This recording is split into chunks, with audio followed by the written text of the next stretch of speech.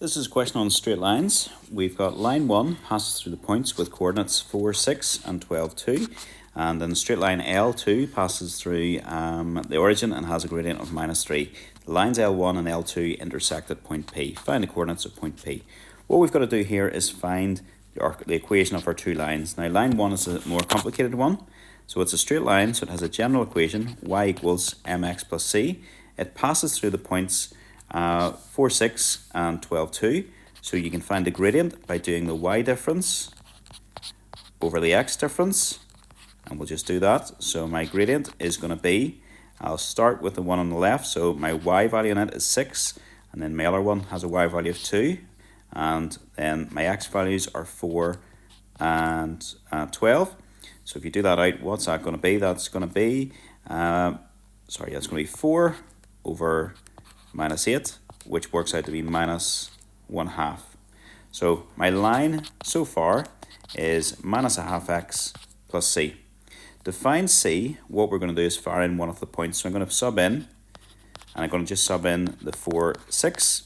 So that means everywhere you see x, you replace it with 4. Everywhere you see y, you replace it with 6. So it becomes 6 is equal to -1/2 times 4 plus c, which means 6 is equal to -2 plus c. Bring that -2 across, you'll have 6 plus 2 is equal to c. So your c is equal to 8. And then what was my equation again? Rewrite your equation. Your equation then is y is equal to -1/2x plus 8. So that was your line 1. Okay, so line 1 was this thing. The line 2 is much easier. Line 2, I'll just do it down here so you can see it. Line 2, to do it, it has, we're told line 2 has a gradient of -3 and it passes through the origin.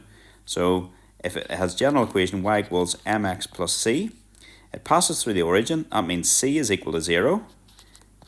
So c is equal to 0, passes through the origin, and your gradient is -3. So that means your line 2 is just easy. It's y equals -3x plus 0, so y equals -3x.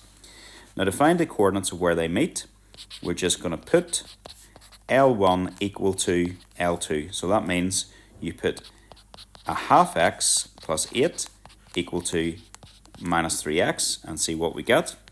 So I will bring the 8 across the other side and bring the 3x across. I'll have 3x minus 1/2x is equal to -8. Whatever that is, that's going to be 2.5. So that's going to be 2.5x is equal to -8. I'm just going to write that. I'm doing this without a calculator, so I'm going to write that this way. That's going to be 5 over 2x is equal to -8, which means my x is equal to -8 divided by 5 over 2, which again, no calculator, so I'll just do this out in fractions. That's going to be -8 times 2 over 5, which means x is equal to -16 over 5, which is the same as -3 1/5. Okay, my x value, or my y value then, I'll put it back into my L2, it was the easier one. So I'll just say, when x is equal to, and I'm going to write that as, I can just do it as -3 1/5. My y is equal to, what was it, -3 times my x value. So if you just do that out, 3 times, that's going to be plus 9, I should say, plus 9 3/5. So my coordinate